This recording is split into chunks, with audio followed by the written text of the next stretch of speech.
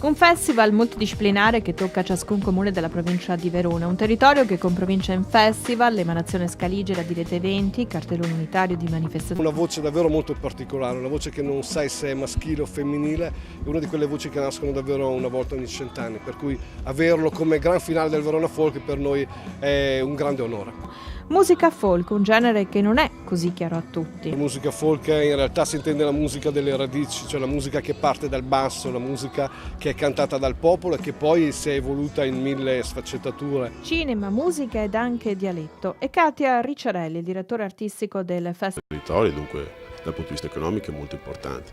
Dunque a mio avviso dobbiamo nei prossimi anni cercare di migliorare il rapporto tra cultura e turismo perché può essere veramente una binanza vincente.